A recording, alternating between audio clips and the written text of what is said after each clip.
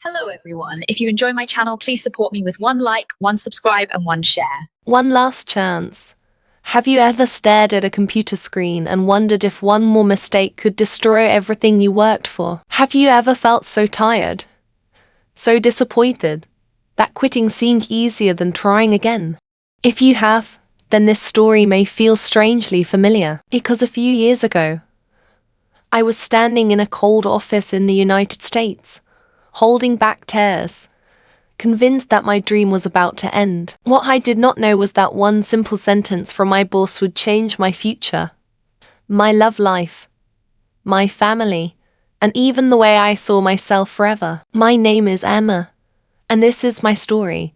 At that time, I was living in Colorado. The mountains were beautiful, the air was clean, the neighborhoods looked like scenes from a movie. But none of those things mattered when I woke up every morning with a knot in my stomach. I had moved to the United States with big dreams. I wanted a better career. I wanted a better future. I wanted to prove to myself that I could succeed in a new country. Like many people, I believed that hard work was enough. And reality arrived. The first challenge was not the work itself. It was communication. People spoke quickly. Meetings moved quickly. Decisions happened quickly. Meanwhile, I was trying to understand every word while pretending that I understood everything. Sometimes I smiled when I was confused. Sometimes I nodded when I was lost. Sometimes I went home and replayed conversations in my head for hours. If you are learning English right now, you probably know this feeling. You hear the words, you recognize some of them, but by the time your brain understands the first sentence, the speaker is already 3 sentences ahead. Researchers often explain that language learners experience something called cognitive overload. The brain is processing vocabulary, pronunciation, grammar, and meaning all at the same time. It is not a sign of weakness. It is simply how learning works. Still, knowing the science did not make me feel better when I was making mistakes at work, and mistakes were happening. A lot of mistakes. One week I sent the wrong report to a client. Another week I misunderstood an important email. Then I forgot a deadline that affected an entire project. Every error felt heavier than the last. Every mistake whispered the same message. Maybe you are not good enough. Maybe you do not belong here. Maybe everyone made a mistake by hiring you. The strange thing about failure is that it rarely arrives all at once. It sneaks into your life quietly. A little disappointment here, a little embarrassment there. Eventually it builds a home inside your mind. By the beginning of winter, I was exhausted. Outside, snow covered the streets. Inside, fear covered my thoughts.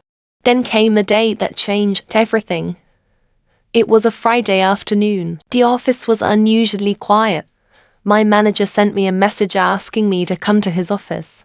The moment I read it, my heart dropped. You know that feeling when your stomach seems to fall faster than an elevator? That was exactly how I felt. As I walked down the hallway, my mind created 100 terrible possibilities. I'm getting fired. I have disappointed everyone. This is the end. When I entered the office, my boss looked serious. Not angry. Not emotional. Just serious. Somehow that felt even worse. He pointed toward a chair. I sat down. For a few seconds neither of us spoke. The silence felt endless. Finally, he opened a folder on his desk. Inside were records of my recent mistakes, one after another. The missed deadline, the wrong report, the communication problems, the client complaint. Seeing everything together was painful. I wanted to disappear. I wanted to apologize. I wanted to explain, but most of all, I wanted the moment to end. Then he looked directly at me and asked a question I did not expect. Emma, do you think you can do better? I blinked. That was not the question I thought I would hear. I expected criticism. I expected disappointment. I expected a warning. Instead, he asked about my future. For a moment, I did not know what to say. The honest answer was complicated. Part of me believed I could improve. Another part was completely exhausted. Finally, I whispered, "I think so." He nodded slowly. Then he said something I will never forget. "Then try again." That was it. Just 3 words. No long speech. No dramatic lecture. No inspirational quote. Just 3 simple words. Try again. I waited for more. There was no more. He closed the folder. He stood up. The meeting was over. As I walked back to my desk, I felt confused. Why had he given me another chance? Why had he trusted me? Why had he not chosen someone else? I did not know it then, but those questions would stay with me for years. That evening, I drove home through falling snow. The city lights reflected on the icy roads. My mind replayed the conversation again and again. Try again. Try again. Try again. The words seemed small, almost ordinary. Yet something about them felt powerful. Maybe because nobody had said them to me when I needed them most. Maybe because I had spent months treating every mistake like proof of failure. Maybe because deep down, I had already given up on myself. When I arrived home, I sat alone in my apartment and looked out the window. Snowflakes drifted through the darkness. The world felt quiet. For the first time in months, I asked myself a different question. Not what if I fail, but what if one more attempt changes everything? At that moment, I had no idea that a surprising friendship was about to enter my life. I had no idea that love was waiting around a corner I could not yet see. I had no idea that one day I would become a wife, a mother, and a completely different version of myself. All I knew was this. On a cold winter night in America, after months of mistakes and disappointment, somebody believed I deserved one more chance. And sometimes, one more chance is all a life needs to begin again. The days I wanted to quit. Have you ever noticed that the most dangerous moment is not when everything falls apart? It is when nothing dramatic happens at all. No explosion, no disaster, no huge argument. Just another ordinary morning when you wake up and quietly wonder if you still have the energy to keep going. Looking back now, I realized that my life in America did not almost change because of one terrible day. It almost ended because of hundreds of small, invisible struggles that nobody could see. A few days after my boss told me to try again, I expected to feel motivated. I expected to feel grateful. I expected to feel inspired. Instead, I felt terrified.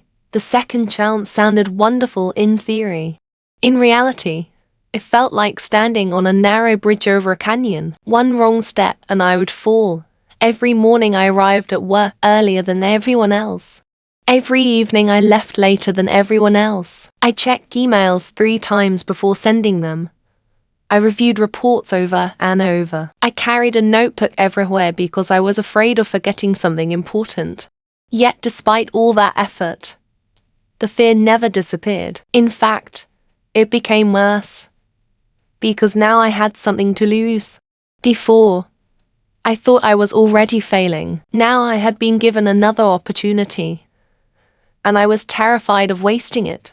Psychologists often talk about something called the spotlight effect. It is the tendency to believe that everyone notices our mistakes far more than they actually do. That was exactly what happened to me. If I stumbled over a sentence during a meeting, I spent the entire day thinking about it. If I pronounced a word incorrectly, I replayed it in my head all night. If someone looked serious while listening to me, I immediately assumed they were judging me. The truth was probably much simpler. Most people were busy worrying about their own lives. The anxiety is a talented storyteller, and it always writes the worst possible ending. One snowy Tuesday morning, I entered a conference room carrying a presentation I had prepared for nearly a week. I had practiced every slide. I had rehearsed every sentence. I had even practiced smiling. Everything seemed ready. Then the meeting started. A senior executive asked a question. A simple question, a normal question. And suddenly my mind went completely blank. Not partially blank, completely blank. Imagine opening a document and finding every word erased. That was my brain. The room became silent. Everyone waited. My heart pounded so loudly I could barely hear anything else. I eventually answered the question, but not very well. The presentation continued. Nobody yelled. Nobody complained. The meeting ended normally. Yet, I spent the rest of the day convinced I had ruined everything. That evening I drove home through freezing rain. The windshield wipers moved back and forth, back and forth, back and forth. The rhythm matched the thoughts inside my head. Maybe I am not good enough. Maybe I never will be. Maybe this second chance was a mistake. When I arrived at my apartment, I did something I had never done before. I opened my laptop and searched for flights home, not because I had decided to leave, because I wanted to know I could. Sometimes people do not search for escape because they are ready to run away. They search because they need proof that an exit exists. I stared at the screen for nearly an hour. The prices, the dates, the possibilities. Every option seemed easier than staying. Then something strange happened. My phone buzzed. A message appeared from a coworker. Nothing important, just a short message thanking me for helping with a project earlier that week. That was all. A tiny message. Maybe 10 seconds to write. Yet it interrupted an entire hour of negative thinking. Isn't that interesting? One small failure can feel enormous, but one small act of kindness can quietly save a day. Researchers studying resilience often find that social support is one of the strongest predictors of recovery from stress. Not motivation, not confidence, not talent, connection. Knowing that someone sees you, knowing that someone values you, knowing that you matter. At that moment, I did not feel successful. I did not feel confident, but I felt slightly less alone. And sometimes slightly less alone is enough. The following weeks became a strange battle between hope and doubt. Some mornings I felt strong. Some mornings I wanted to stay in bed forever. Some days I believed I could build a future in America. Other days I imagined packing everything into a few boxes and disappearing. The weather seemed to reflect my emotions. Colorado winters can be beautiful. They can also be brutal. One afternoon bright sunshine filled the streets. The next morning snow covered everything. My emotions worked the same way. Hope, fear, hope, fear, confidence, doubt. The cycle never seemed to end. Then one evening something happened that I still remember clearly. I stopped at a grocery store after work. Nothing special. Just an ordinary grocery store. I grabbed a shopping basket and started walking through the aisles. Around me, people were living ordinary lives. A young couple debated which cereal to buy. A father pushed a cart while his daughter laughed about something. An elderly woman carefully compared two brands of soup. For some reason, I suddenly felt emotional. Not because anything sad happened, because I realized everyone around me was carrying invisible struggles. The smiling father probably had worries. The laughing couple probably had problems. The elderly woman probably had difficult days too. Yet they kept moving forward, one small step at a time, one ordinary day at a time, one imperfect moment at a time. That realization changed something inside me. I had been waiting to become fearless before moving forward. But maybe courage worked differently. Maybe courage was moving forward while still feeling afraid. Maybe confidence was not the beginning of the journey. Maybe it was the result. That night, sitting alone in my apartment, I opened a notebook and wrote a simple sentence. I will stay one more month. Not one more year, not forever, just one more month. The goal felt manageable. The brain often responds better to small commitments than huge promises. 1 month felt possible. 1 month felt realistic. 1 month felt survivable. What I did not know was that this decision would place me exactly where I needed to be. Because somewhere in the middle of that month, on an ordinary evening that seemed completely unimportant at the time, I was about to meet someone who would transform my life in ways I could never imagine.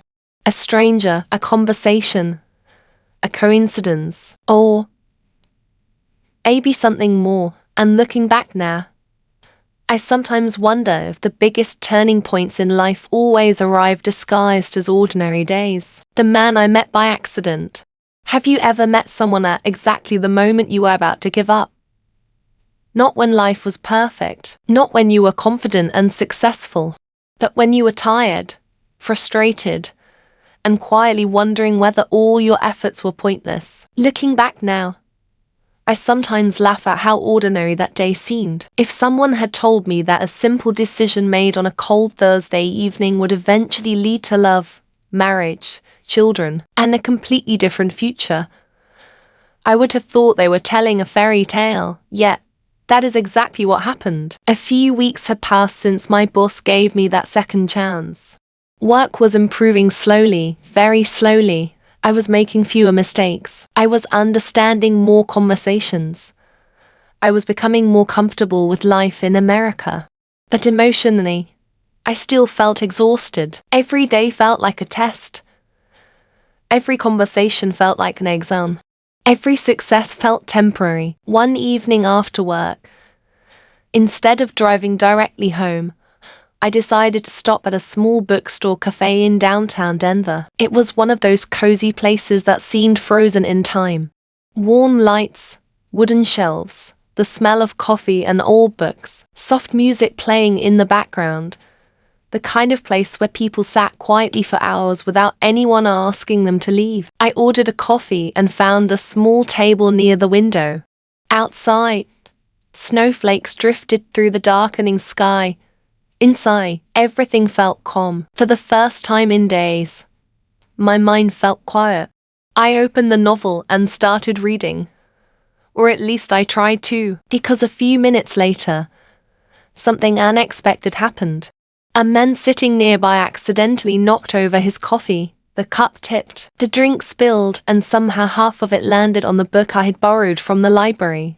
For 1 second we both stared at the wet pages. Then he looked horrified. Absolutely horrified. "Oh no," he said. "I'm so sorry. I should have been angry." Instead, I laughed. Maybe because the situation was ridiculous. Maybe because I was too tired to be upset. Or maybe because his expression looked so genuinely miserable that it was impossible to stay annoyed. He immediately offered to pay for the damaged book. Then he apologized again, and again, and again. By the fourth apology, I was actually trying not to laugh. That was the first thing I noticed about him. He cared. Not in a dramatic way, not in a performative way, just genuinely. Many people rush through life trying to protect themselves. He seemed more concerned about accidentally hurting someone else. That simple detail stayed with me. We started talking. At first it was the kind of conversation people usually have with strangers.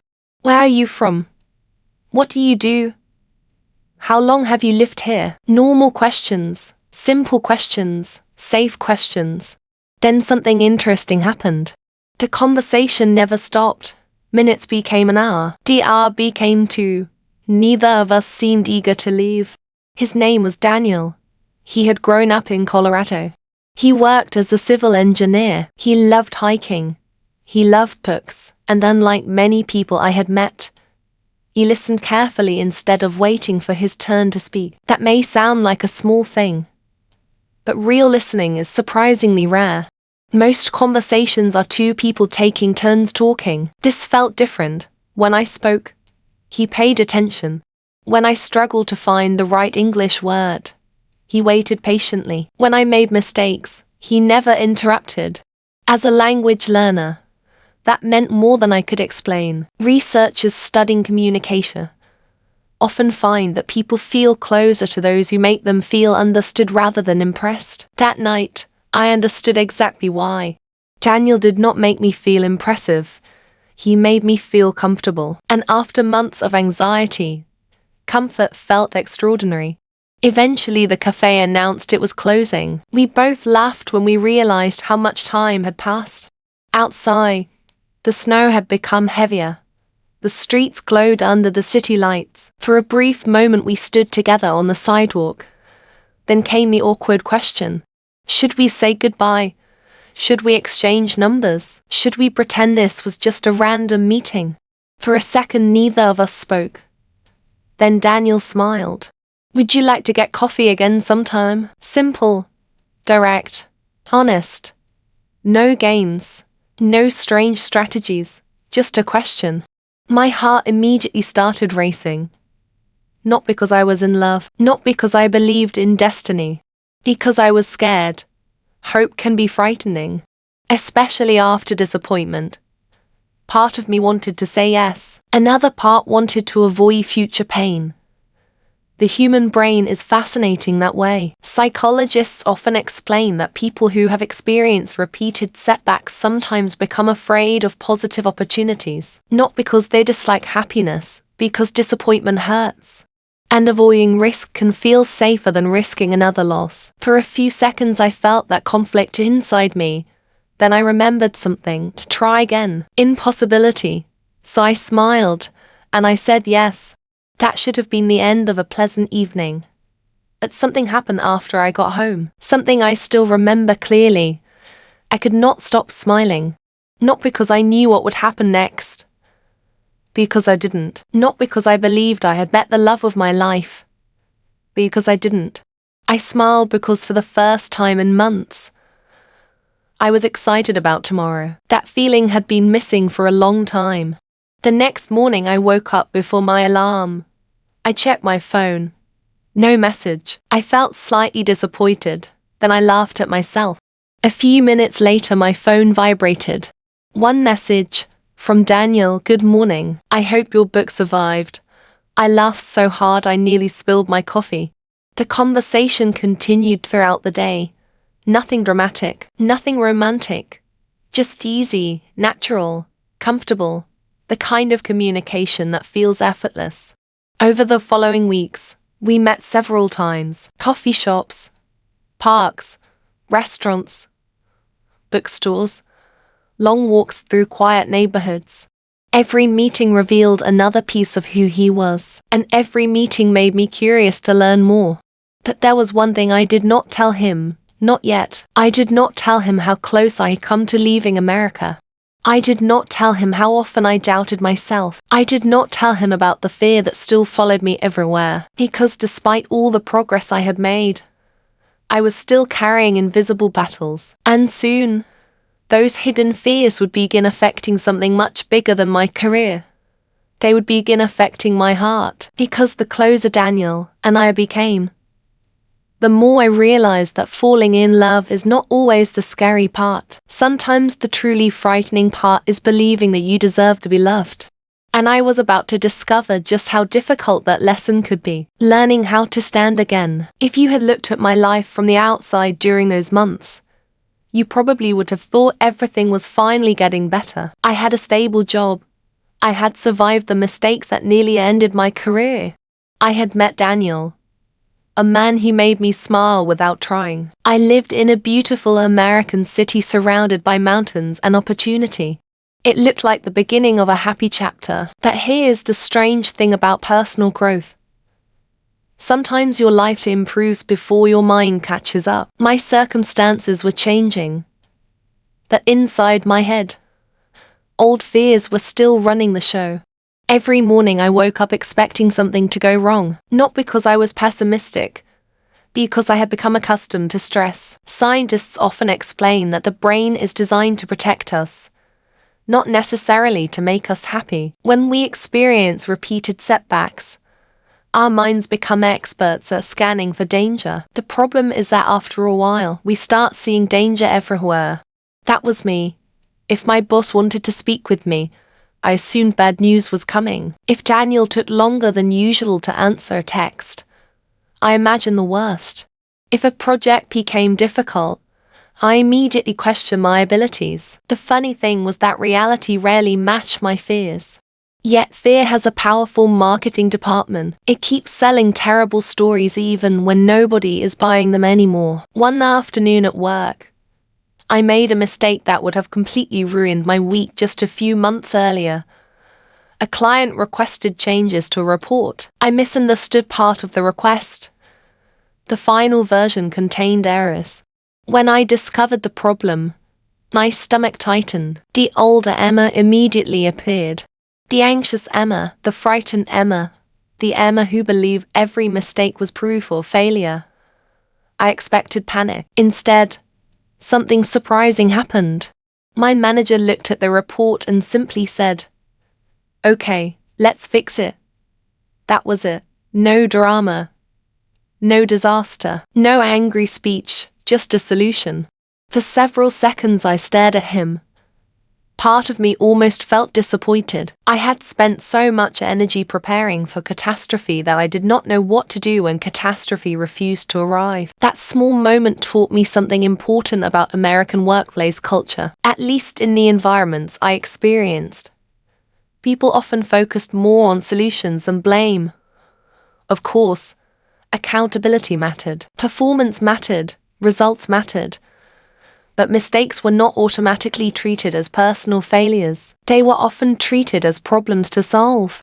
That mindset was different from what I had been carrying inside my own head. I had been treating every mistake like a character flaw.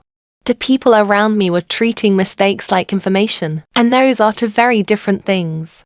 Around the same time, Daniel continued becoming a larger part of my life. We spent more weekends together. Sometimes we explored hiking trails outside the city. Sometimes we visited small towns hidden among the mountains. Sometimes we simply sat in coffee shops talking for hours. What surprised me most was how curious he was about my experiences. Many people asked polite questions. Daniel asked thoughtful questions. He wanted to understand what it felt like to build a life in a different country. He wanted to understand the challenges of learning another language. He wanted to understand the loneliness that sometimes comes with starting over. One Saturday afternoon we were hiking along a trail covered in fresh snow. The mountains looked endless. The sky was perfectly clear. The kind of landscape that makes you feel very small and very lucky at the same time. We stopped at a viewpoint overlooking a valley. For several moments neither of us spoke. Then Daniel asked a question. What was the hardest part? I knew immediately what he meant. Not the hardest part of work. Not the hardest part of language learning. The hardest part of rebuilding a life. I thought carefully before answering. Then I said something that surprised even me. The hardest part was believing I belonged here. The words came out naturally, almost accidentally. Yet, the moment I said them, I realized they were true. Many immigrants, international students and language learners experience something similar. You can have the qualifications. You can have the skills. You can even have success. But a small voice inside keeps asking whether you truly belong. Psychologists sometimes call this imposter syndrome. The feeling that sooner or later everyone will discover you are not as capable as they think. That feeling had followed me for months, maybe even years. Daniel listened quietly. Then he asked another question. Who told you that you don't belong? I opened my mouth to answer. Then I stopped. Because I suddenly realized something important. Nobody had actually told me that. Not my boss. Not my coworkers. Not my friends. Not Daniel. The voice was coming from me. That realization hit harder than I expected. Sometimes the biggest obstacle in our lives is not a person, not a circumstance, not a system. Sometimes it is a story we keep repeating to ourselves, and sometimes that story is wrong. That evening, after returning home, I sat alone with that thought. What if I belonged here more than I believed? What if my mistakes did not define me? What if growth looked messy because growth is supposed to be messy? The more I thought about it, the more everything began to make sense. When children learn to walk, nobody expects perfection. When athletes learn a new skill, nobody expects perfection. When musicians learn an instrument, nobody expects perfection. Yet somehow adults expect themselves to master new careers, new cultures, and new languages without struggle. It is a ridiculous expectation, and I had been carrying it for far too long. Over the next several weeks, I started changing small habits. When I made mistakes, I looked for lessons instead of punishments. When I felt anxious, I focused on facts rather than assumptions. When negative thoughts appeared, I questioned them instead of automatically believing them. The changes were small, almost invisible, but they accumulated, much like snowflakes eventually create a mountain. Then one evening, while Daniel and I were having dinner, he shared something unexpected about his own past. A story he had never told me before. A story involving heartbreak, disappointment, and a painful chapter he thought he had left behind. As I listened, I realized something important. I was not the only person carrying scars. Everyone has hidden battles, everyone has old wounds. Everyone has chapters they rarely discuss, and that conversation was about to bring us much closer together. Closer than either of us expected. Because the more we opened our hearts, the more vulnerable things became. And vulnerability, as I was about to discover, is where both love and heartbreak begin. When love faced its first storm, most people think relationships become difficult after years of marriage. They imagine that problems arrive later, after routines replace excitement and responsibilities replace romance. What nobody tells you is that sometimes the first real test arrives long before the wedding, long before the family photos, long before anyone says I do. Sometimes love meets its biggest challenge while it is still trying to grow, and that was exactly what happened to Daniel and me. At first, everything felt easy, almost suspiciously easy. Our conversations flowed naturally. Our weekends became something I looked forward to all week. The city felt brighter, work felt less overwhelming. Even the cold Colorado winter seemed more beautiful when I experienced it with someone who made me laugh. For the first time since arriving in America, I stopped feeling like I was surviving. I started feeling like I was living. And honestly, that scared me, because happiness creates a strange kind of vulnerability. When you have nothing to lose. When life finally starts giving you something valuable, fear suddenly becomes much more creative. The more I cared about Daniel, the more afraid I became of losing him. The more important our relationship became, the more my old insecurities began whispering in the background. At first, the whispers were quiet, then they became louder. One evening, Daniel invited me to meet several of his friends. It sounded harmless, a casual dinner. Nothing complicated. Yet, I spent nearly an hour deciding what to wear, another hour worrying about what to say. Then I spent the drive imagining every possible way the evening could go wrong. Would they like me? Would I say something awkward? Would they notice my accent? Would they think I was different? The strange thing about anxiety is that it treats imagination like evidence. By the time I arrived, my brain had already created 10 fictional disasters. None of them happened. His friends were kind, welcoming, funny. The dinner went well. Yet on the drive home, I found myself analyzing every conversation. Every joke, every reaction, every expression. Daniel noticed immediately. "You seem quiet," he said. I smiled. "I'm fine." Of course I was not fine. And he knew it. People often believe relationships struggle because partners do not care enough. In reality, many relationships struggle because people care deeply but communicate poorly. That was the trap I was beginning to enter. Instead of sharing my fears, I tried to hide them. Instead of expressing my worries, I tried to manage them alone. And hidden fears rarely stay hidden forever. Around the same time, work became more demanding. The company was expanding. Projects were becoming larger. Expectations were increasing.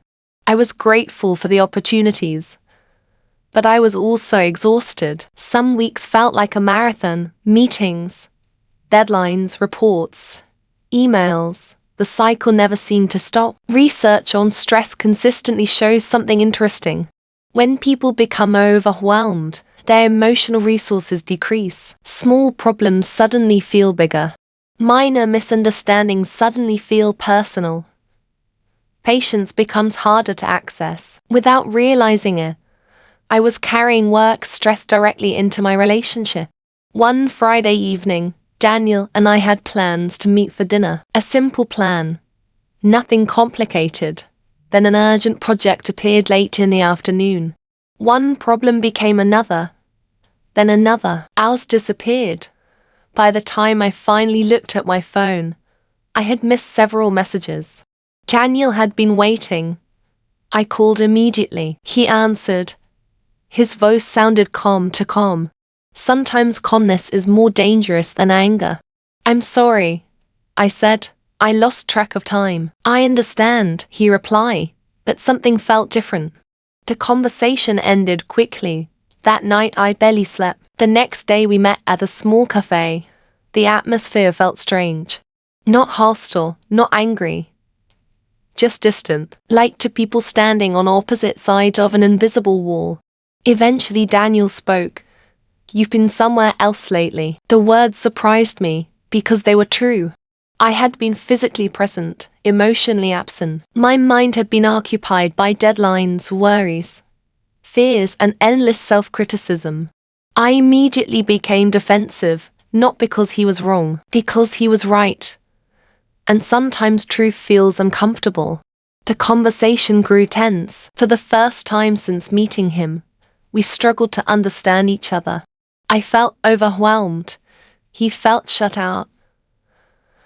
I felt pressured. He felt ignored. Neither of us intended to hurt the other. Yet somehow both of us felt hurt. That evening I drove home feeling miserable. The city lights blurred through the windshield. For months my life had been moving forward. Now everything suddenly felt fragile. I sat alone in my apartment replaying every moment. Every sentence, every expression, every mistake. Then something unexpected happened. I remembered my boss. Not the meeting itself. The lesson. Try again. 3 simple words. The same words that had rescued my career. Maybe they could help here too.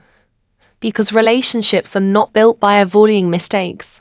They are built by repairing them. The next morning I called Daniel.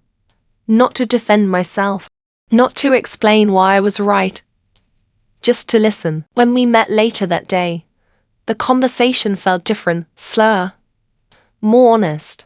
I admitted something I had never fully shared before. I told him how often I doubted myself, how hard I worked to prove I deserved my opportunities, how afraid I was of failure, how exhausting it felt to carry those fears every day. For a long moment he said nothing.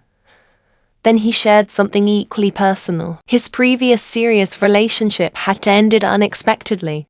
The experience left him afraid of emotional distance. When he felt someone pulling away, old fears resurfaced. Suddenly everything made sense.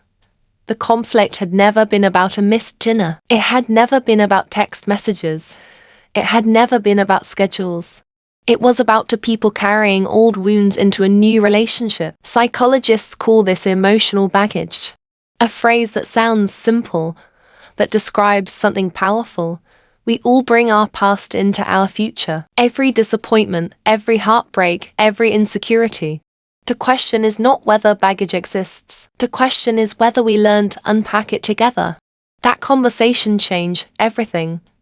Not because it solved every problem, because it created trust, real trust. The kind built through honesty rather than perfection.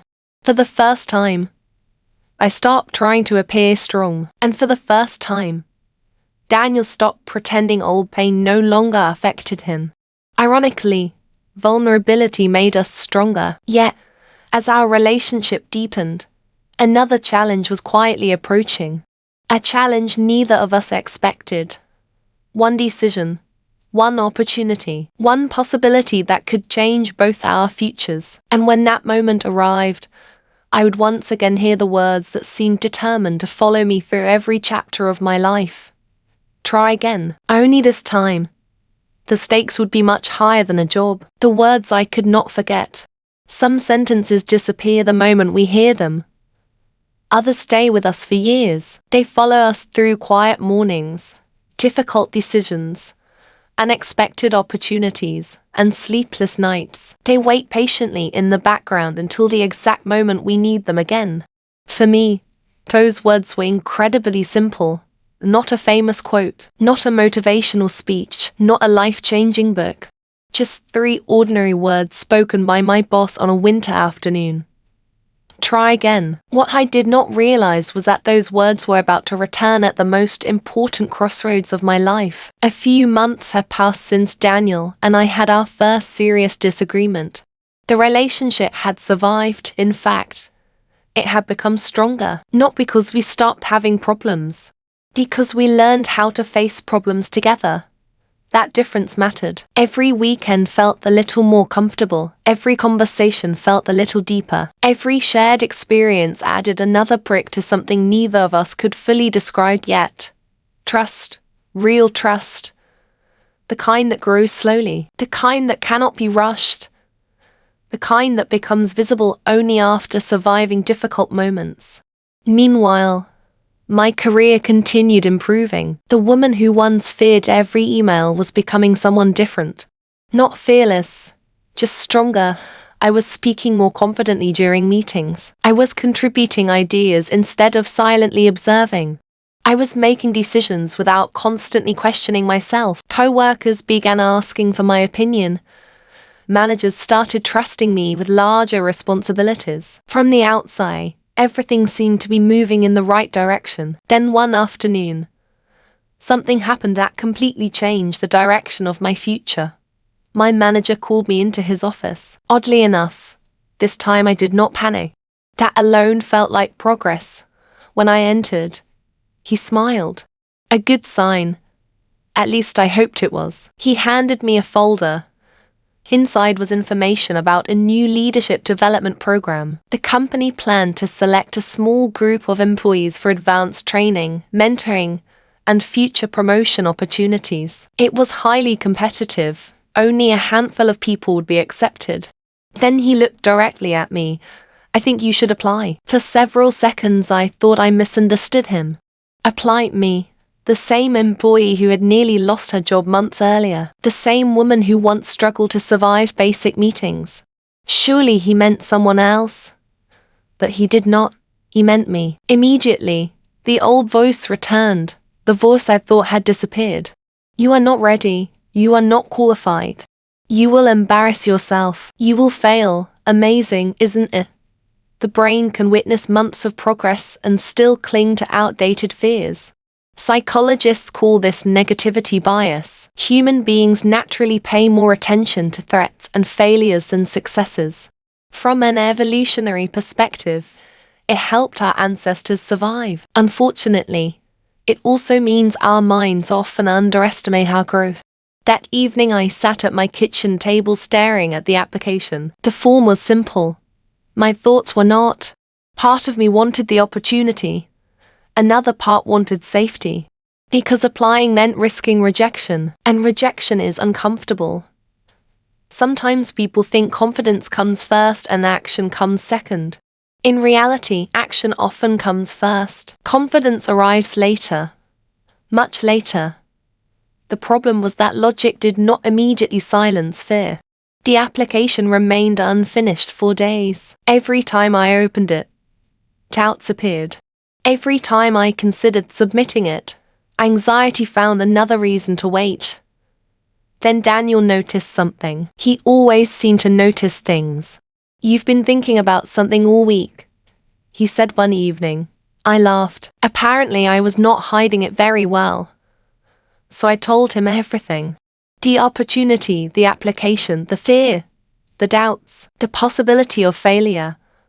When I finished speaking, he looked thoughtful. Then he asked a question. What would happen if you didn't apply? The question surprised me, because I had spent all my energy thinking about what might happen if I tried. I had never seriously considered what might happen if I didn't. I imagined the future, weeks passing, months passing, watching someone else receive the opportunity, wondering what might have happened. Regret suddenly felt heavier than rejection. Daniel smiled. I think you're asking the wrong question. What question should I ask? I reply. He leaned back. Then he said something that made me laugh immediately. What would your boss say? The answer arrived before I could think. Try again. There they were. The words again. Simple, persistent, impossible to escape. For a moment I sat silently, then I realized something. My entire life had started changing the moment I stopped demanding certainty before taking action. I had stayed in America despite fear. I had rebuilt my career despite fear. I had opened my heart to Daniel despite fear. None of those decisions came with guarantees, yet every one of them had improved my life. Maybe growth was never about eliminating fear. Maybe growth was learning that fear does not deserve the final vote. The next morning I completed the application. My hands actually trembled before pressing submit. Not dramatically.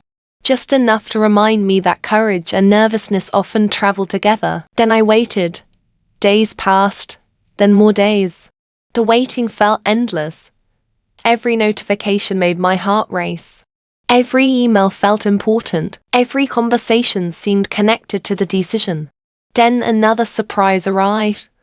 A company representative contacted me. I had advanced to the interview stage. Excitement exploded inside me, followed immediately by panic. Because now things felt real, very real. The interview would be difficult. Senior leaders would evaluate candidates. Competition would be intense. Suddenly I was no longer afraid of applying. I was afraid of succeeding. That may sound strange.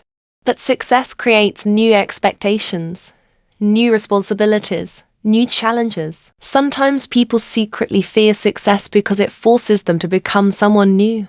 The interview took place 2 weeks later. I prepared constantly. Practice questions, mock interviews, research, notes, more notes, then even more notes. The night before, I barely slept. When morning arrived, I stood in front of my apartment mirror. For several seconds I simply stared at my reflection. Months earlier I had nearly quit. Months earlier I had searched for flights home. Months earlier I believed failure was inevitable. Now I was competing for a leadership opportunity. Whether I won or lost suddenly felt less important because I had already changed.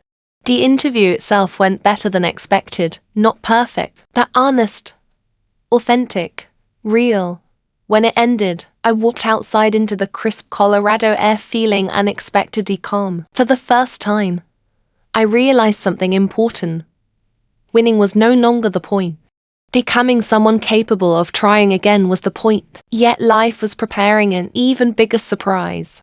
Because while I was focused on career opportunities, Daniel had quietly been making plans of his own. Plans involving the future. Plans involving us. Plans that would soon force both of us to make the biggest decision of our lives. And neither of us was prepared for what came next. Starting from zero again. Here's something nobody tells you about changing your life. The biggest transformation rarely happens in a dramatic moment. It does not arrive with movie music playing in the background. It does not happen because you suddenly become fearless, confident, or extraordinary. More often, it begins on an ordinary Tuesday when you decide to do one small thing differently, then another, then another. Looking back now, I can see that the woman I eventually became was built through hundreds of tiny decisions that nobody noticed at the time. And strangely enough, it all started when I accepted a difficult truth. I needed to start from zero again. The interview for the leadership program was over. There was nothing left to do except wait.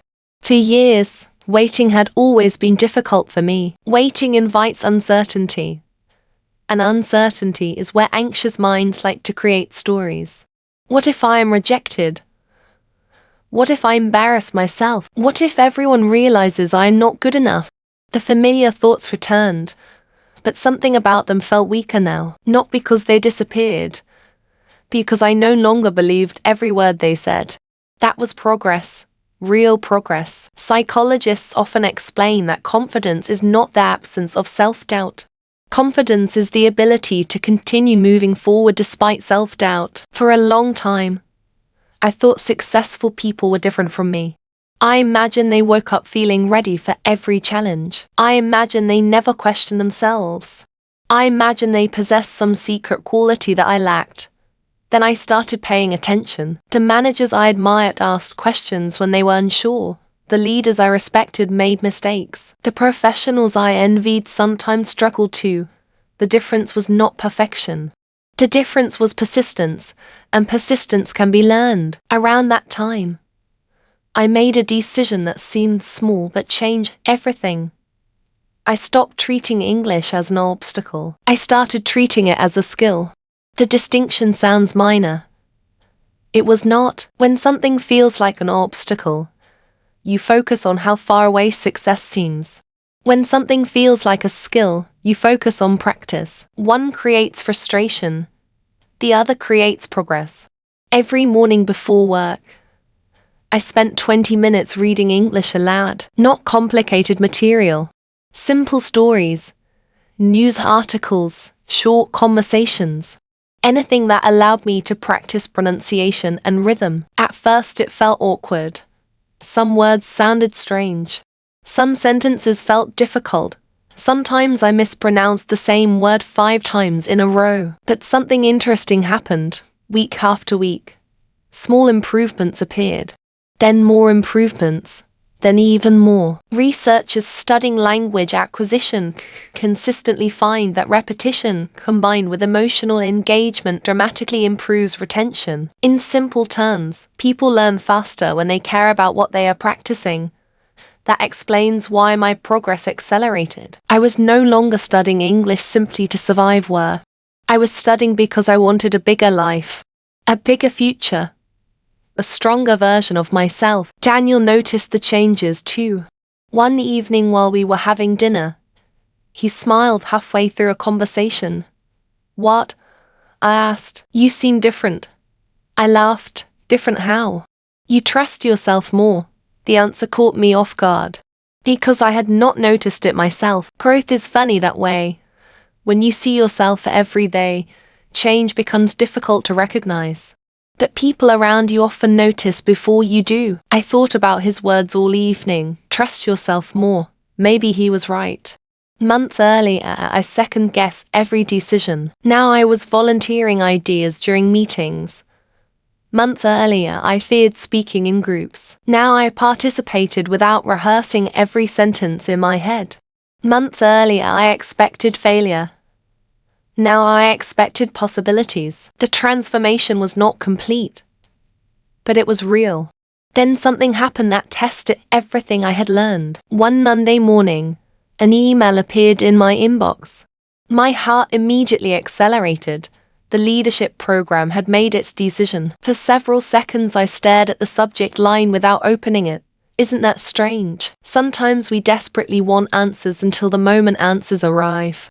Then uncertainty suddenly feels safer.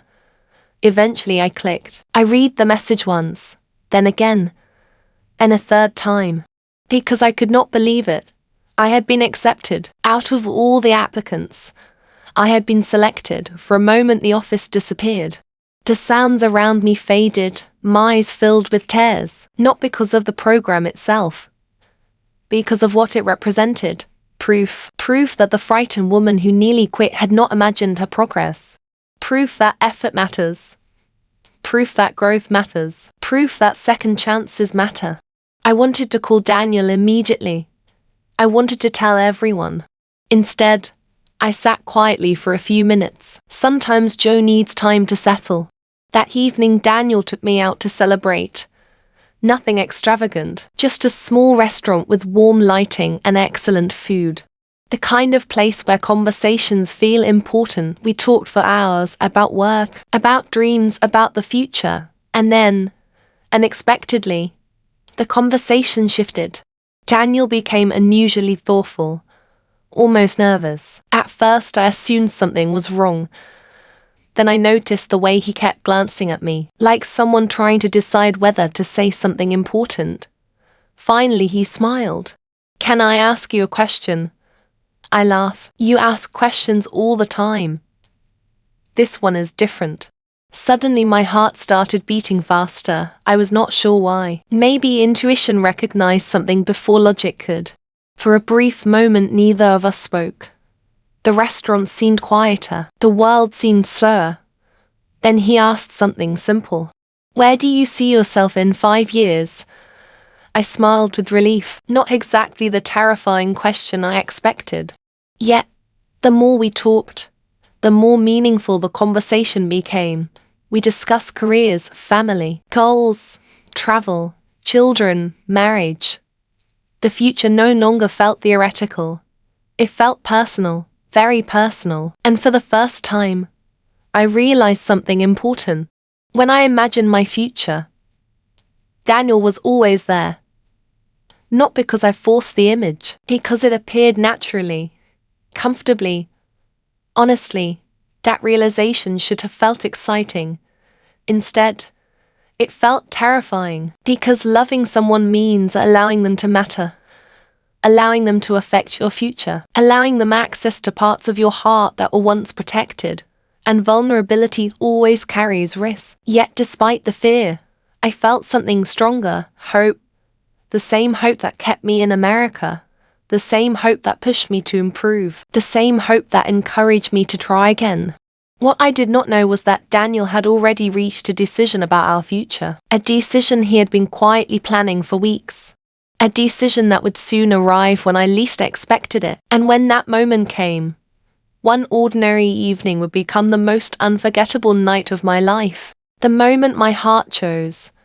Most people believe they will recognize the most important day of their life while it is happening. They imagine dramatic music, perfect timing, and a feeling so powerful that there can be no doubt. But life rarely works that way. Sometimes the biggest moments arrive disguised as ordinary Saturdays. Sometimes the future changes while you are laughing at a joke, drinking coffee, or walking through a quiet street. And sometimes, the person standing beside you has been secretly planning a question that will change everything. Looking back now, I can still remember every detail of that day. The strange thing is that I had absolutely no idea what was coming. The weeks after I was accepted into the leadership program were some of the happiest I had experienced since moving to America. Work felt exciting again. Challenges felt meaningful. For the first time, I was no longer measuring my life by mistakes. I was measuring it by growth. That shift changed everything. Instead of asking, "What if I fail?" I started asking, "What if this works?" Psychologists often explain that the questions we repeatedly ask ourselves shape our emotional reality. Ask fearful questions and the brain searches for danger. Ask hopeful questions and the brain begins searching for opportunities. For years, I had trained my mind to expect disappointment. Now, slowly, I was teaching it something new. Daniel noticed the difference. He often joked that I smiled more, and honestly, he was right. The woman who once sat alone searching for flights home had become someone who looked forward to the future. But even as life improved, one mystery continued growing. Daniel was acting slightly unusual. Not suspicious, just different. He seemed distracted sometimes, thoughtful, almost nervous. Occasionally, I would catch him looking at me with a strange smile before quickly changing the subject. Whenever I asked what was going on, he always answered the same way, "Nothing." Of course, everyone knows that nothing is often the most suspicious word in the English language. Still, I decided not to push. If something mattered, he would tell me. At least that was my theory. Then one Friday evening he called me. His voice sounded cheerful, almost too cheerful. "Are you free tomorrow?" he asked. "I think so." "Good, why?" "I have a surprise." Immediately my curiosity exploded. Human beings are naturally fascinated by uncertainty. Researchers studying anticipation have found that the brain often enjoys looking forward to positive experiences almost as much as experiencing them. In other words, excitement itself creates happiness. That night I barely slept. My imagination produced endless possibilities. Maybe we were taking a day trip. Maybe we were going hiking. Maybe he had tickets to an event. Maybe he simply wanted to spend time together. I considered dozens of possibilities. None of them were correct. The next morning Daniel arrived unusually early. He looked nervous, very nervous. At the time, I interpreted it completely wrong. I assumed something had gone wrong. Instead, he insisted we leave immediately. We drove west toward the mountains. The scenery became more beautiful with every mile. Tall pine trees, open skies, snow resting on distant peaks. Colorado has a way of making ordinary conversations feel important. Perhaps because the landscape constantly reminds you how large the world is. After nearly 2 hours, we arrived at a small mountain town. The kind of place tourists love and locals protect. Quiet streets, independent bookstores, family-owned cafes. The smell of fresh coffee floating through the air. It felt perfect. We spent the afternoon exploring, walking, talking, laughing. Everything felt normal. Which, in hindsight, was part of Daniel's strategy. He wanted me relaxed, comfortable, completely unsuspecting, and somehow it worked. By late afternoon we followed a trail leading toward a scenic overlook. The path climbed gradually through the trees. Sunlight filtered through the branches. The air felt cool and fresh. As we walked, I noticed Daniel becoming quieter. At first I assumed he was tired. Then I noticed his hands. They were shaking slightly. Now I became concerned. "Are you okay?" I asked. He smiled. "Yeah." A pause, then another smile. Probably. That answer did not exactly increase my confidence. When we finally reached the overlook, the view was breathtaking. The valley stretched for miles. The mountains seemed endless.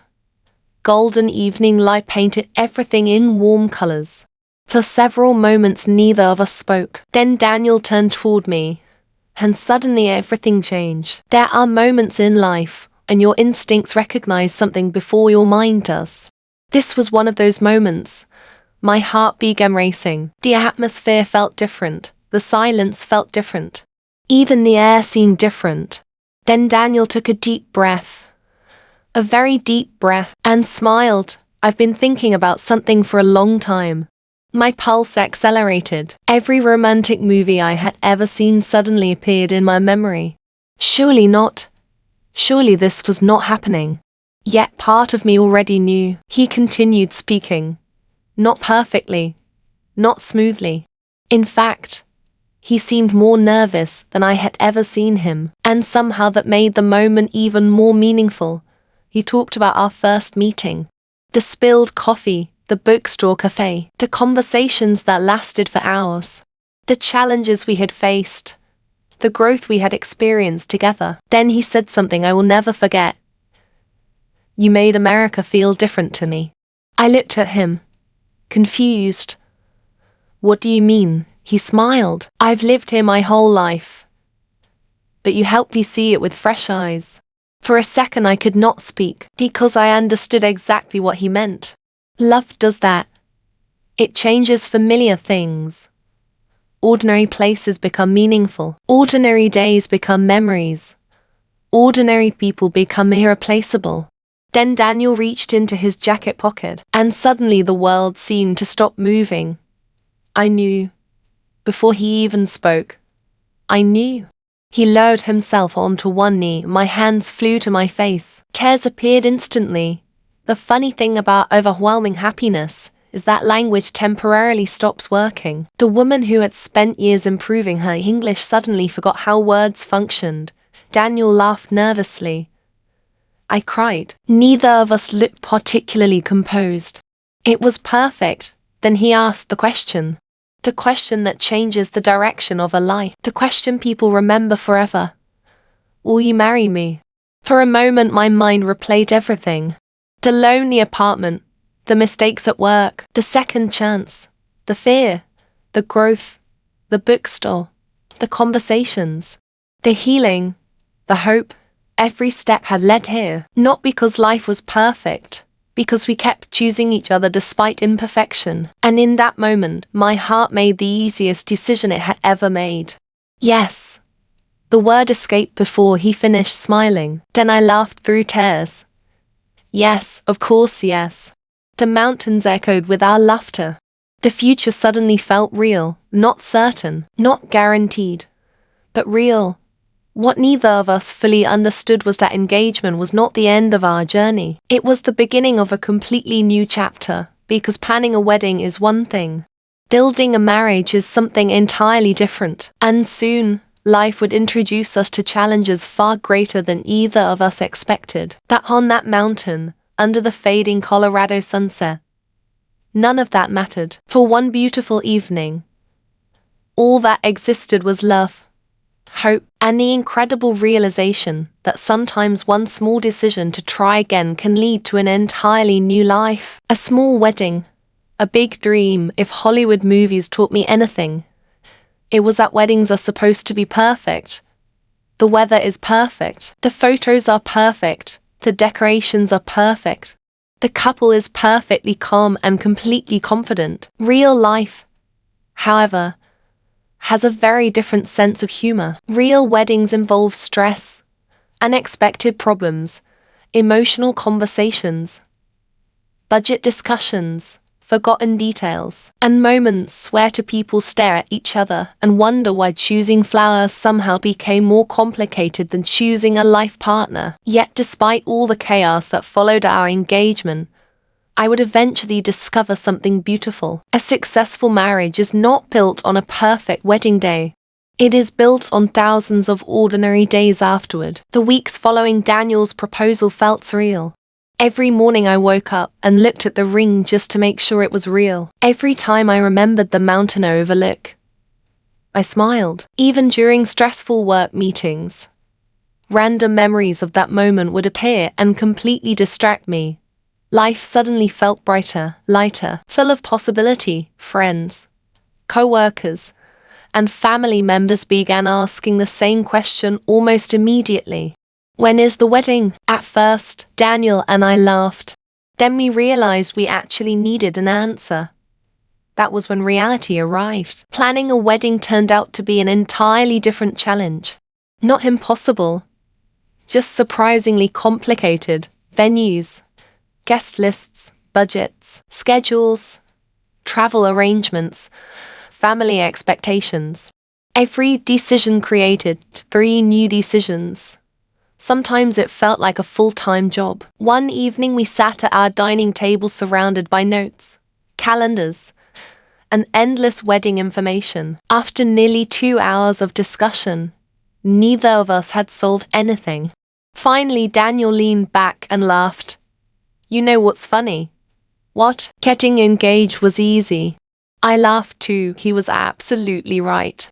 The proposal lasted a few minutes. Planning everything afterward felt like a graduate degree. Yet hidden inside the stress was something important. Every challenge taught us how to make decisions together. Psychologists who study long-term relationships often point out that successful couples are not people who avoid disagreements. They are people who learn how to navigate disagreements respectfully. That lesson became incredibly valuable because Daniel and I did not always agree. Sometimes I preferred one idea. Sometimes he preferred another. Sometimes neither of us knew what we wanted. But slowly, conversation by conversation, compromise by compromise, we learned something essential. Marriage begins long before the ceremony. Marriage begins in the small decisions, the everyday conversations, the moments when two people choose cooperation over winning. Meanwhile, my career continued evolving. The leadership program challenged me constantly. New responsibilities arrived. New expectations appeared.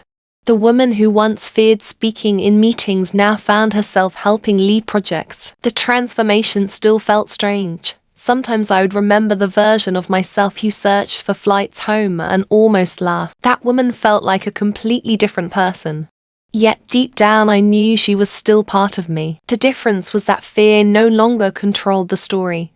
Growth did. One afternoon, several months before the wedding, something happened that I never expected. I received an official promotion. When my manager shared the news, I felt almost overwhelmed. Not because promotions are rare, because of what it represented. Validation, progress, proof The second chance he gave me had become something much larger than either of us imagined. That evening, Daniel and I celebrated at the same bookstore cafe where we first met. The place looked almost identical. The same warm lights, the same bookshelves, the same comforting atmosphere. As we sat together, I found myself looking around the room. Memories flooded back instantly. The spilled coffee, the accidental conversation, the beginning of everything. Life is fascinating that way. Sometimes the places where your story changes look completely ordinary at the time. Then one day, they become sacred. A few weeks later, our wedding day finally arrived. And naturally, something went wrong. Several things, actually. The weather forecast changed unexpectedly. One vendor arrived late.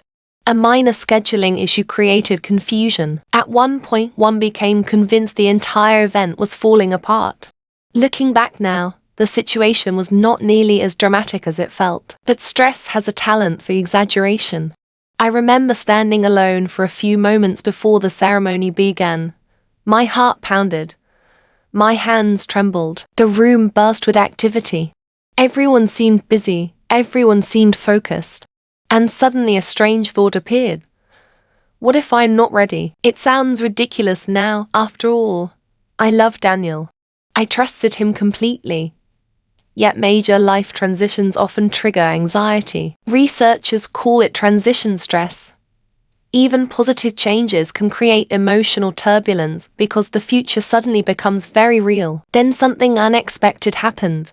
I remembered another moment years earlier. A different room. A different fear. A different version of myself. I remembered sitting in my boss's office convinced my future was ending. And I remembered his words. Try again. The phrase had followed me through every important chapter: work, growth, love, opportunity. Now it appeared once more, not because I was afraid of marrying Daniel, because life was asking me to step into another unknown future, and every meaningful future requires courage. A few minutes later, the ceremony began. I wish I could describe every detail perfectly, but honestly, much of it passed in a blur.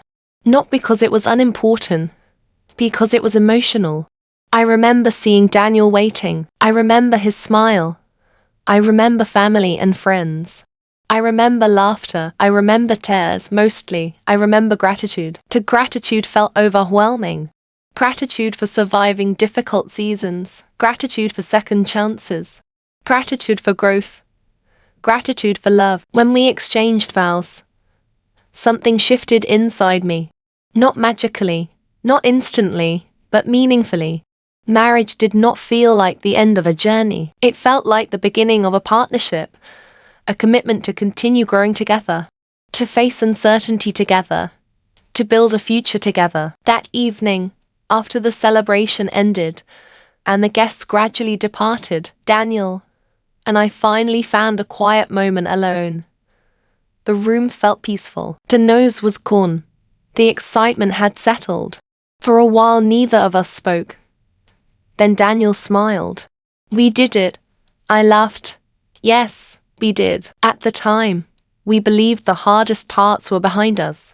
We thought the next chapter would be simpler, more predictable, more stable. Life, however, had different plans, because marriage was only the beginning. Soon we would face new responsibilities, new challenges, and a life-changing surprise that neither of us could fully prepare for. A surprise that would transform our little family forever. The surprise that changed everything. People often imagine that life moves in a straight line. You work hard, achieve your goals, get married, and then everything settles into a predictable rhythm.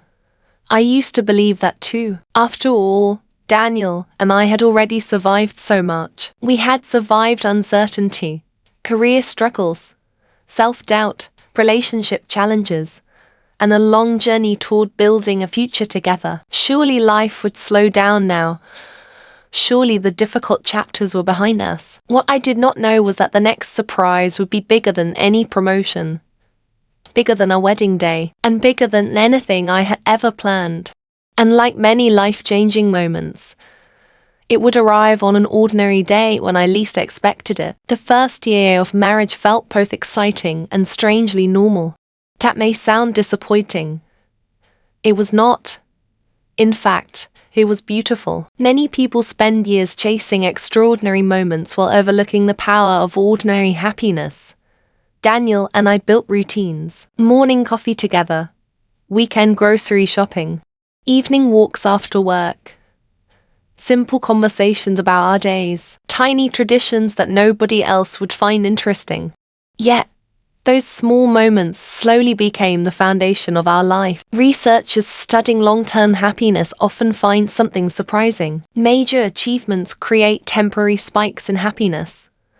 But daily relationships and meaningful routines have a much larger impact over time. I understood that now.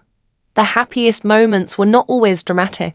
Sometimes happiness looked like sharing breakfast on a snowy morning. Sometimes it looked like laughing over a terrible cooking experiment. Sometimes it looked like sitting quietly together after a long day. Life was not perfect. Work remained demanding. Responsibilities continued growing. But for the first time in years, I felt stable. Then something unusual started happening. At first, I ignored it. I felt tired. Not normal tired, different tired. The kind of exhaustion that seems to follow you everywhere. I blamed work. Then I blamed stress. Then I blamed poor sleep. Reasonable explanations, logical explanations. Unfortunately, they were all wrong. A few weeks later, while standing in the kitchen one morning, I suddenly felt dizzy. Not dramatically, just enough to make me stop what I was doing. Daniel immediately noticed. "You okay?" "I think so." I wasn't completely sure. Over the next several days, the symptoms continued: fatigue, dizziness, strange cravings, mood changes. Eventually Daniel looked at me with a suspicious smile. A very suspicious smile. "What?" I asked. He laughed. "I have a theory." The moment he said it, my brain finally connected the dots. And suddenly my heart started racing. Surely not, maybe, possibly, probably. A few days later, we had our answer. Positive. For several seconds neither of us spoke. We simply stared at the result, then stared at each other, then stared back at the result. The human brain sometimes struggles to process life-changing information immediately. This was definitely one of those moments. Daniel laughed first, then I cried, then he cried. Then we both laughed again. It was not a graceful reaction. It was a real one. We were going to have a baby. Even now, years later, I remember the feeling: excitement, joy, disbelief, gratitude, and, if I'm being completely honest, fear. A lot of fear. Because becoming a parent sounds wonderful until you realize an actual human being will depend on you. Suddenly every decision feels important. Every responsibility feels larger. Every uncertainty feels more personal. Psychologists often explain that major life transitions create mixed emotions. Positive change does not eliminate anxiety. In fact, meaningful opportunities often create both excitement and fear simultaneously. That described me perfectly. Part of me felt thrilled. Part of me wondered whether I was ready. The funny thing was that I had asked myself that same question during almost every important chapter of my life. Was I ready to move to America? Was I ready for a second chance? Was I ready to trust Daniel? Was I ready for marriage? Now the question returned. Was I ready to become a mother? The answer remained surprisingly consistent. Probably not. But growth had taught me something important. Readiness is often overrated. Many meaningful experiences cannot be mastered before they begin. You learn by living them. The following months became a whirlwind of preparation. Doctor appointments, books, advice, more advice. An endless amount of advice. Everyone seemed eager to share parenting wisdom. Some advice was helpful. Some advice was confusing. Some advice directly contradicted other advice. At one point, one became convinced that parenting books were secretly competing against each other. Meanwhile, Daniel approached the entire experience with a level of enthusiasm that was both adorable and slightly alarming. He researched everything: strollers, car seats, cribs, safety ratings, baby monitors. I sometimes joked that he was preparing for a NASA mission instead of parenthood. Yet beneath the humor was something beautiful. He cared deeply. Just as he had cared about that spilled coffee years earlier. Some things never changed. As my pregnancy progressed, another unexpected realization appeared. The struggles that once seemed enormous no longer dominated my thoughts. The missed deadlines, the workplace fears, the self-doubt, the endless worrying, none of them disappeared completely. They simply became smaller. Perspective has a remarkable effect on the human mind. When life gives you something bigger to care about, old fears often lose their power. One evening, several months before the baby arrived, Daniel and I sat together watching the sunset from our backyard. The sky glowed with shades of orange and gold. The world felt unusually peaceful. For a while we spoke about names, future plans, dreams, the usual conversations future parents have. Then Daniel asked a question. Do you ever think about how different everything could have been? I smiled immediately, because I knew exactly what he meant. If I had quit my job, if I had returned home, if I had never visited that bookstore cafe, if I had ignored his invitation, if I had chosen fear instead of possibility. Every major chapter of my life traced back to a handful of decisions, small decisions, ordinary decisions, the kind that seem insignificant at the time. And somehow all of them led here. A future family, a future child, a future I once believed was impossible. What I did not know that evening was that the biggest lessons of my life were still ahead, because becoming parents would challenge us in ways we could never fully predict. Sleepless nights, unexpected worries, new responsibilities, and moments that would test every skill, every lesson, and every piece of resilience we had developed along the way. That hidden inside those challenges would also be the greatest joy either of us had ever known. The nights that tested. Everyone loves the happy ending in a story. The promotion, the wedding, the baby announcement. Those moments are beautiful because they give us a destination. But what people rarely talk about is what happens after the celebration ends. What happens when the guests go home? The photos are stored away, and real life quietly returns. Because the truth is that some of the most important chapters of life happen after the moment everyone else thinks the story is complete. And for Daniel and me, the greatest test of our relationship did not happen before marriage. It did not happen during our engagement. It happened during the long nights after our child entered the world. The day our daughter was born felt like stepping into another universe. One moment we were waiting. The next moment everything was different. The hospital room, the sounds, the emotions, the overwhelming realization that we were now responsible for a tiny human being. I remember holding her for the first time. She was so small, so fragile, so unbelievably perfect. And yet beneath the joy was a feeling I never expected: fear. Not panic, not anxiety. Responsibility. The kind of responsibility that changes the way you see the world. Suddenly every decision mattered more, every risk seemed larger, every hope felt deeper. When we finally brought her home, reality arrived quickly, very quickly. Movies often show adorable babies peacefully sleeping while parents smile lovingly. Real life can be slightly different. Sometimes babies cry at 2 in the morning. Sometimes they cry at 3 in the morning. Sometimes they cry at 4 in the morning just to maintain consistency. Within the first few weeks, sleep became a distant memory. Daniel and I operated like two exhausted astronauts trying to survive a complicated mission. Feedings, diapers, laundry, bottle cleaning, short naps, long nights, then repeating the process again. And again and again. Researchers studying new parents consistently find that sleep deprivation affects mood, memory, concentration, and emotional regulation. In simpler terms, exhausted people become less patient, more emotional, and more likely to misunderstand each other. We were not exceptions. One night, after barely sleeping for several days, Daniel accidentally placed the milk in the pantry instead of the refrigerator. The next morning I discovered it. Normally it would have been funny. At that moment it felt catastrophic. I stared at the carton. He stared at the carton. For a few seconds nobody spoke. Then somehow we ended up arguing about something that had absolutely nothing to do with milk. The conversation shifted. Frustrations appeared, stress surfaced. Tiny annoyances from previous days suddenly joined the discussion. It was ridiculous, and yet completely human. Because exhaustion magnifies everything.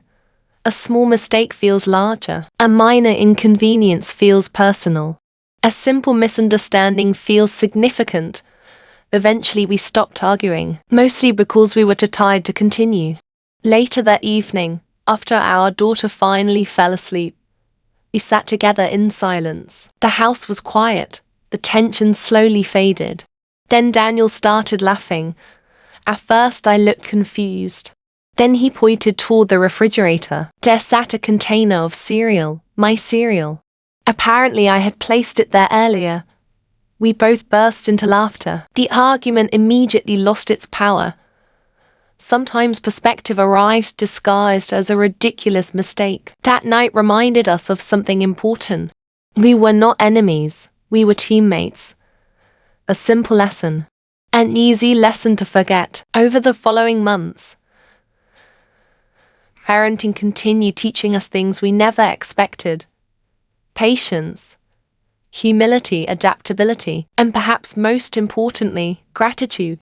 Because amid the sleepless nights existed moments so beautiful, they seemed impossible to describe. The first smile, the first laugh, the first time our daughter recognized our voices, the first time she reached toward us, tiny moments, life-changing moments, the kind of memories that quietly become priceless. One afternoon I found myself sitting in the living room watching her sleep. Sunlight entered through the window. The house felt peaceful. For a few minutes everything slowed down, and suddenly I remembered the woman I used to be. The woman who sat alone in an apartment wondering if she should leave America. The woman who doubted herself constantly. The woman who feared every mistake. For a moment it felt like remembering someone else. Yet I knew she was still part of me. Every challenge, every disappointment, every second chance. They had all contributed to this moment. Growth rarely feels dramatic while it is happening. That looking backward reveals the distance traveled. Psychologists often discuss something called resilience. Many people imagine resilience means toughness, strength, the ability to endure hardship without emotion. But research suggests something different. True resilience is adaptability, the ability to bend without breaking. The willingness to continue despite uncertainty. The courage to try again after setbacks. In many ways, my entire journey had been a lesson in resilience. And now I hope to pass that lesson to my daughters someday. As the years moved forward, life continued evolving. My career advanced. Daniel's career advanced. Our daughter grew. Our family traditions expanded. Weekend breakfasts became important. Holiday gatherings became meaningful. Simple evenings together became treasured. Of course, life was not perfect. No family is.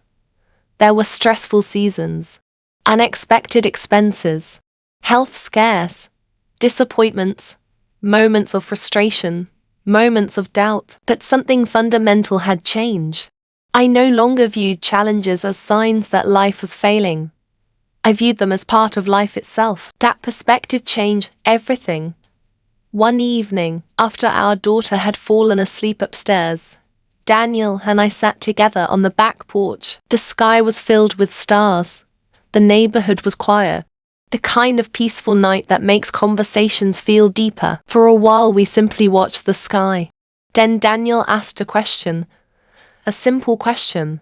Do you remember the bookstore cafe? I laughed immediately. Of course. Do you think we'd recognize ourselves now? The question lingered in the air. Would we? The answer was probably no. Not because we had become different people. Because we had become fuller versions of ourselves.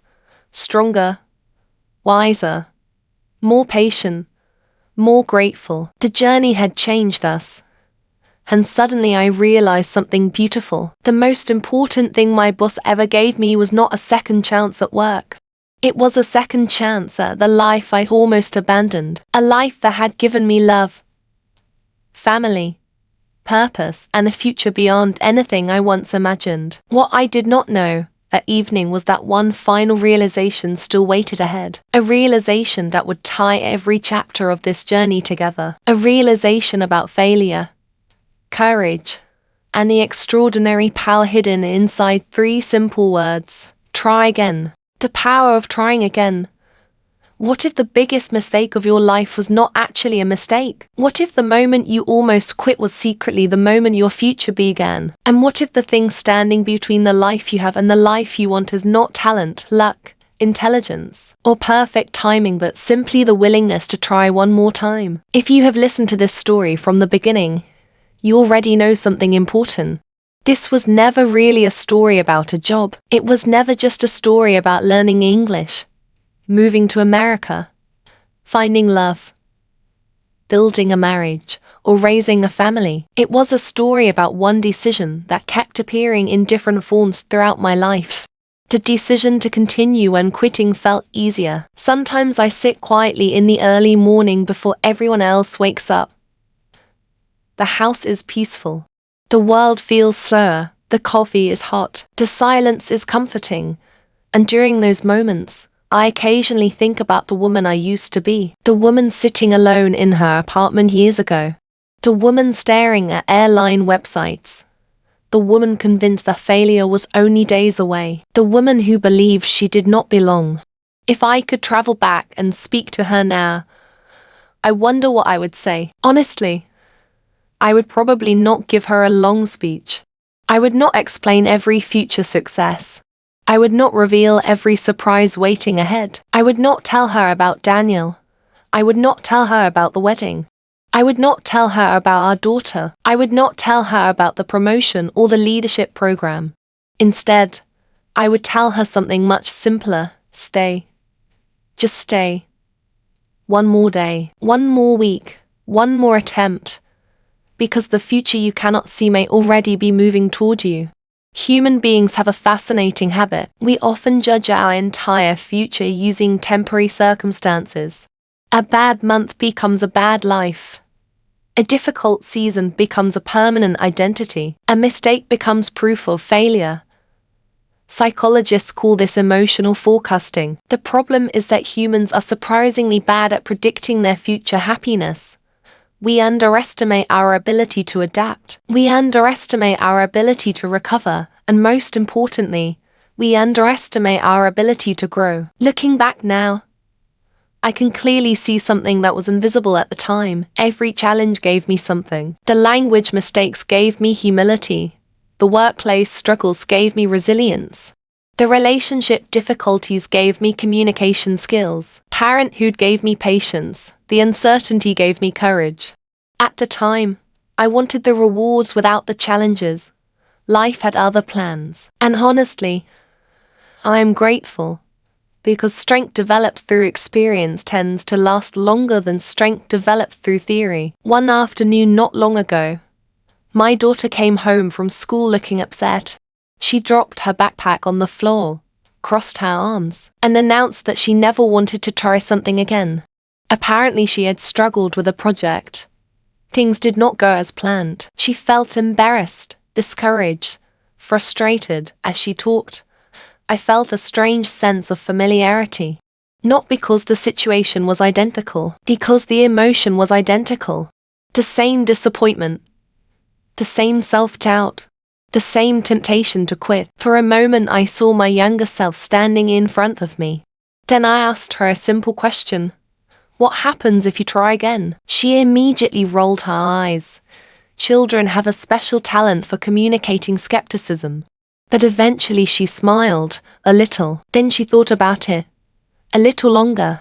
The next day she tried again. Not perfectly. Not dramatically. Just honestly. And watching that moment reminded me of something beautiful. Growth often looks boring while it is happening. One more practice session. One more conversation. One more application. One more attempt. One more step. The world celebrates dramatic victories. Life is usually built through ordinary persistence. That lesson applies to almost everything: learning English, building confidence, improving relationships, creating a career, starting over after failure. Most success stories sound exciting when told backward. Living them feels very different.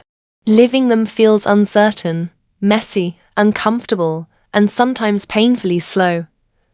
Yet progress happens anyway. Researchers studying long-term achievement consistently find that persistence often predicts outcomes better than natural talent alone. Not because talent is unimportant, because persistence keeps creating opportunities for improvement. People who continue learning eventually learn more.